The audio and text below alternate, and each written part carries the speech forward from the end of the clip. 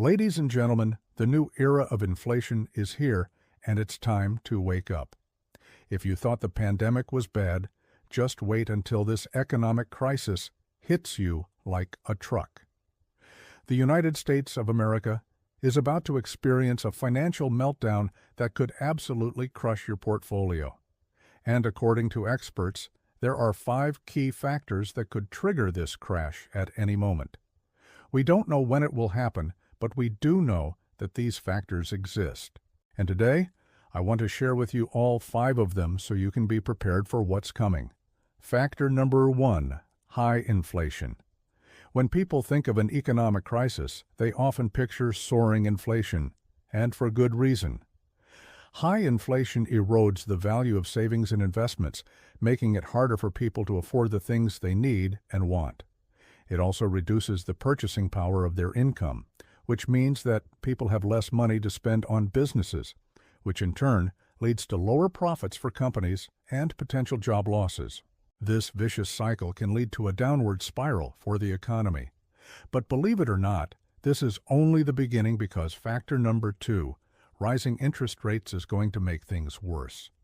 As interest rates rise, borrowing becomes more expensive, which can slow down economic growth and even cause a recession.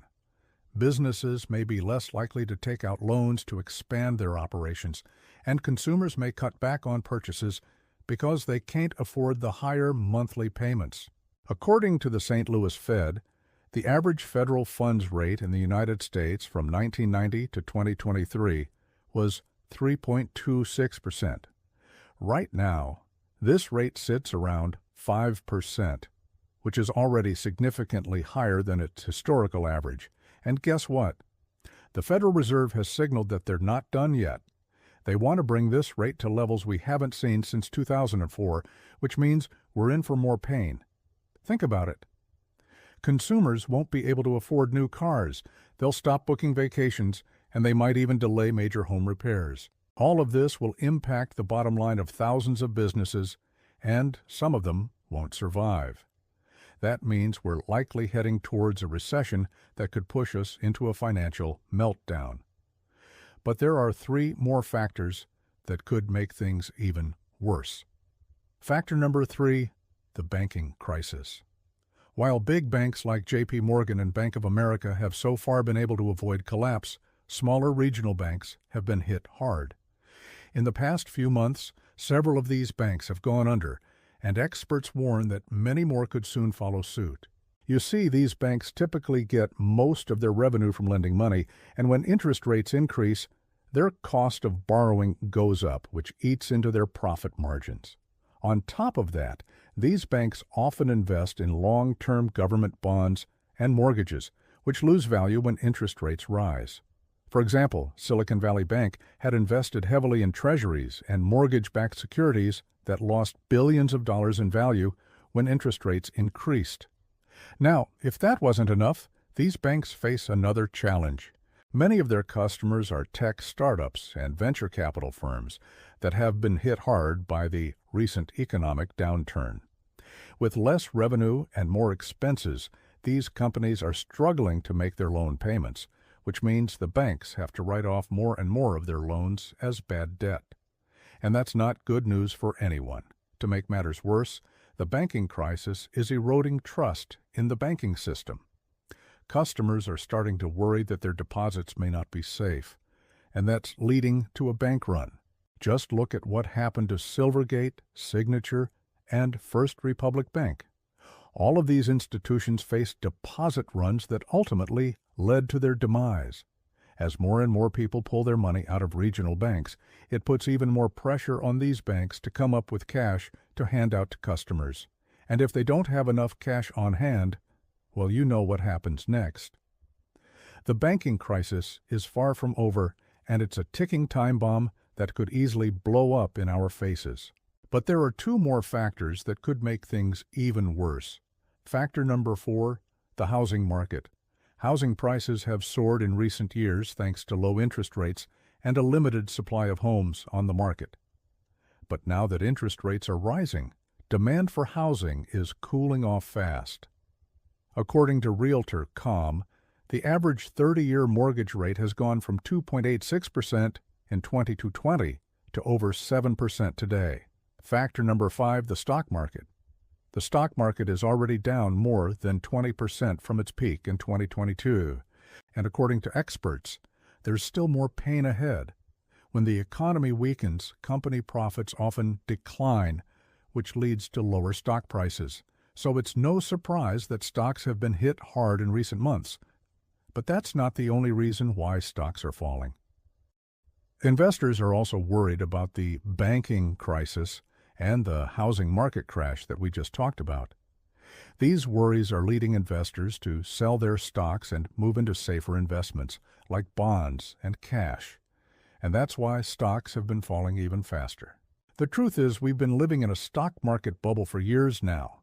Thanks to cheap borrowing, companies were able to expand rapidly, and that pushed their stock prices to new highs.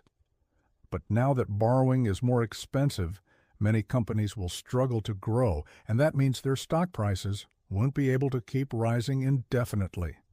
Eventually, these stocks will have to reflect their true value, which could be much lower. And when that happens, we could see a stock market crash that wipes out trillions of dollars in value. And here's the worst part. A stock market crash will hurt not only individual investors, but also retirement funds and insurance companies that invest in stocks. When these institutions lose money, they may have to raise premiums or cut benefits, which will put even more pressure on the economy. So it's clear that a stock market crash would be devastating for the economy. And it could easily push us into a financial meltdown. So what should you do to prepare for the upcoming financial meltdown? Well, first, it's important to understand that a financial meltdown doesn't mean that the entire economy will collapse. Even if it does, it's not the end of the world. Sure, it will be painful for many people, but history shows us that economies recover from downturns all the time. But you don't have to wait for the economy to recover to protect yourself. There are steps you can take right now to ensure that you're prepared for whatever comes your way. First, focus on building an emergency fund. This is a safety net that will help you cover your living expenses if you lose your job or if something unexpected happens. Ideally, you want to have 3 to 6 months' worth of expenses saved up in an emergency fund. Next, take a close look at your budget and see where you can cut back on spending. This will free up more money that you can save or invest. Remember, the more money you have saved, the better position you'll be in if something unexpected happens. Third, consider investing in assets that tend to hold their value during tough times, such as real estate or bonds. Of course, these investments may not generate high returns, but they can help you preserve your wealth. Finally, stay informed about what's happening in the economy so that you're prepared to take advantage of opportunities that may arise.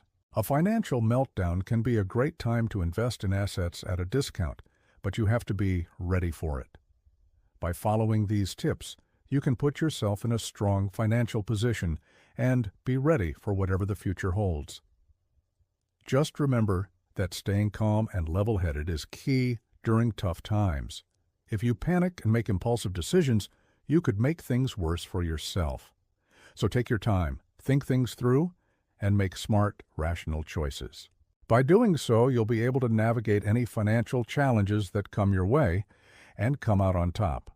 I want to ask you a question. What do you think is the biggest threat to the U.S. economy right now?